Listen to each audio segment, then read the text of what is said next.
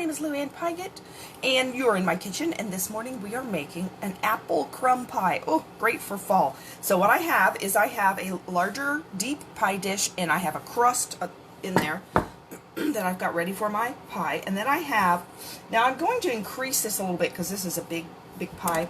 So I actually have 6 apples, and then I'm going to, so I'm actually it's 1.5 times what I'm doing.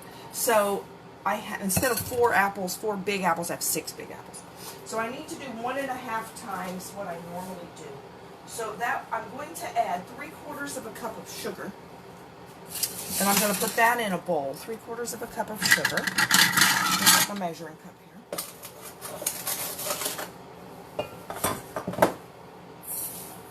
And then I'm going to do 1.5 teaspoons of cinnamon.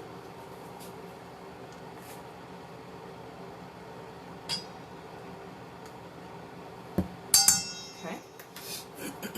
Then I'm going to mix that up.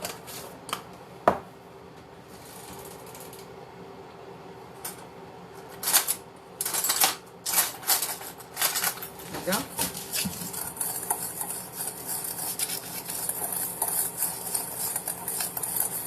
And I have in the oven some roasted yellow beets. I found those in the store. It works with red beets too. I love beets. So I have, what you do is you bake them like they're a baked potato. So you take them and you wash them off, and then you coat them in oil, you sprinkle some salt and pepper on them, wrap it in foil, bake it at 400 for an hour. And they have only got a couple of minutes left. So then I'm going to take, these are Granny Smith apples. They work the best for baking.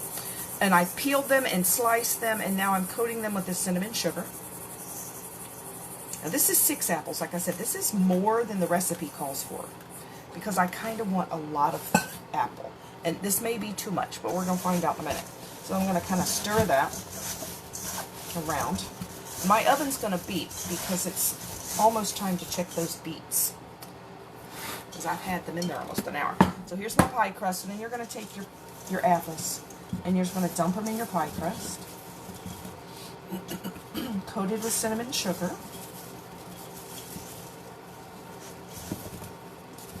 Like I say, I may not be able to fit all these in here.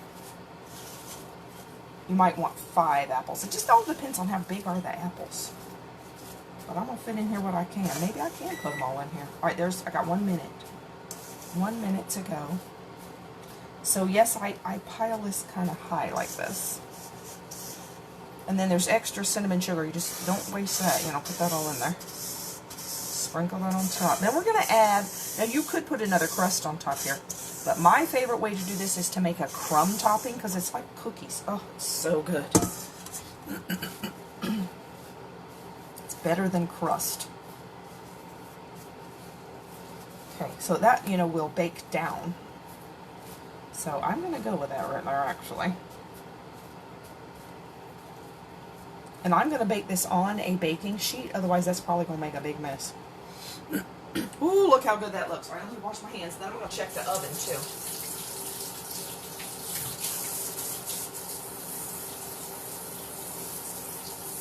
Now what you do when these beets are done is you check them like you check a potato. You stick a fork in it and see if it's tender. So let me check that real quick. I'm getting a fork. And see what we have here. They do not feel tender at all to me. Alright, so we'll leave them in. But let me turn them over though.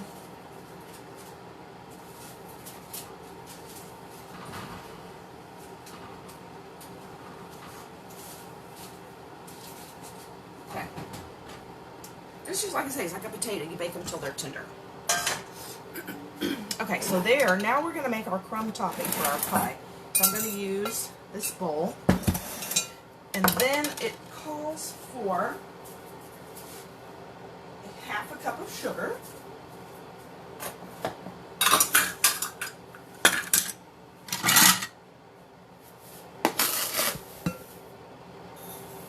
And 3/4 of a cup of flour. So I'm going to start with 1/2.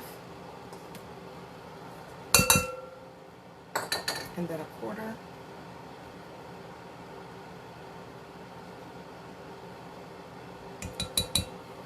So I'm not increasing the topping. I just increased the apple filling. Because the topping is plenty. Where's the flour? And then you're going to use 1/3 cup of butter, which is a 5 1/3 teaspoons, or 5 1/3 tablespoons, or 16 teaspoons of butter. And use real butter, don't use margarine. It does not work well.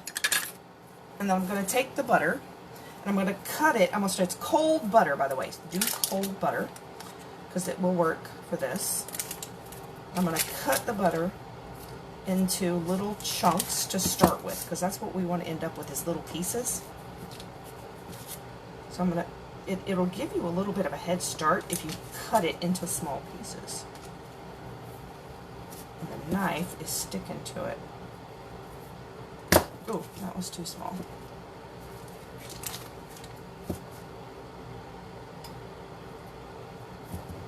So I'm just slicing through here. Then I'm going to turn it the other way and do it again.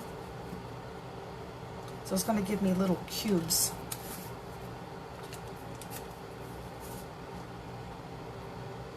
Still sticking to my knife here. So really liking sticking to the knife. Come on, let go. One more.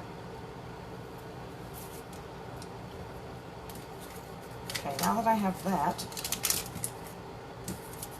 all sticking, look at this. It does not want to let go. It's like glued to the knife. Look. Oh my goodness. Alright, now let's turn it to the side and start cutting little cubes. And I'm going to put these little cubes in the bowl.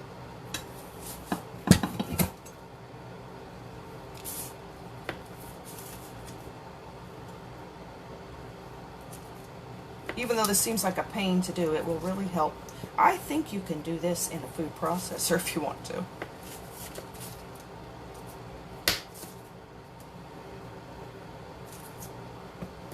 So I just dump all this in.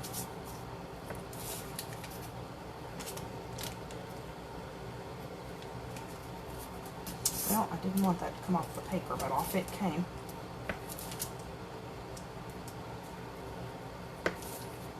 Okay.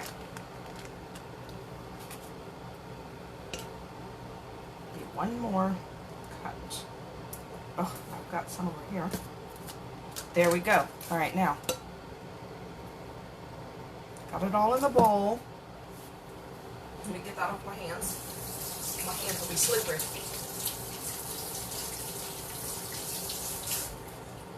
Then you're going to take a pastry blender. You can always use a fork, or I should have mixed the flour and sugar first. Here, let's do that. And then you start mashing it. You can use a couple forks or a fork or a couple of knives. That's what I'm trying to say. And you want this to look like little crumbles. So you're mixing your butter. Oh, it's kind of dark here. I need my light up here. I just didn't put it up high.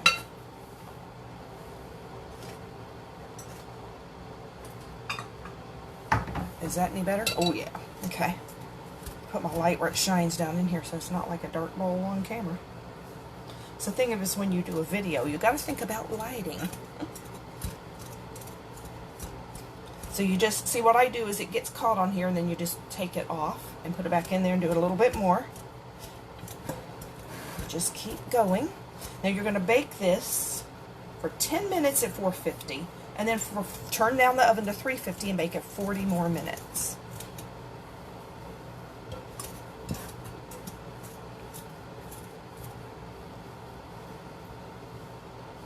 And then I'll check those beets again at that point, at the 10 minutes, and we'll see what they are like. I was hoping they'd be done. I'd show them to you, but they're not done. So I'll take a picture of them.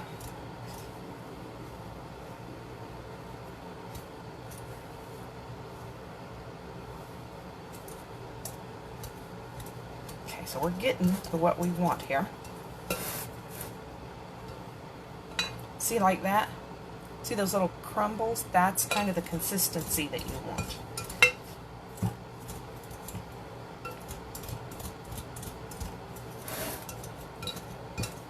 You just keep moving it around. It kind of looks like sand. See how it looks like sand? That is ready to be a crumb topping. And you'll have some bigger lumps, and that's okay, as long as it's not gigantic. Bigger pieces, small pieces, it'll be good. Okay, so that's about what we want right there. So let me wash this off the pan again.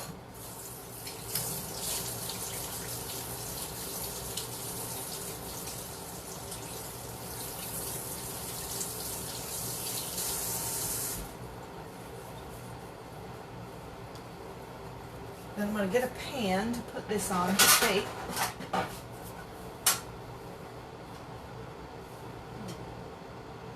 Where is my other pan? Dark up under here. There it is.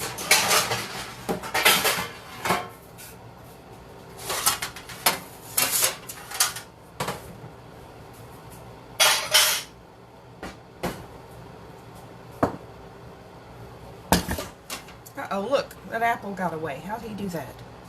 Get in there. And how he got out. But he did. Alright, here we go. Now I've got all that sticky on my hands. Alright, so then you're going to take your crumb topping and you're going to gently put it on top. And it'll want to just cascade off, so try to go slow. And you want to kind of push it to the edge so it goes down the side. Like I said, I have an awful lot of filling in this. A little more than extra. So it's a high pie, but that's kind of what I want. So see how there's a bunch of apple exposed over here, so I just gently push it over. Because I have it so high, it'll want to just go on off the edge, so that's why I'm doing it so slow. And if it's bigger pieces, you can just pick them up, put it back on. Microscopic crumbs will be a little hard to do that with. Okay. There's a big piece. Let's get that one. Oh, it fell off again. Get back in there. Okay, you're going to want to put all that on top. Okay. Now let's even it out here. Then we're going to put that in the oven. Oh, I got to turn this to 450 real quick. As it gets to 450, that'll help cook your crust at the bottom. I think I may put it straight in the oven first so it'll cook that crust without this pan. And then after the 10 minutes, I'm going to put it on this pan so it won't leak. Because it's not going to make juice in 10 minutes.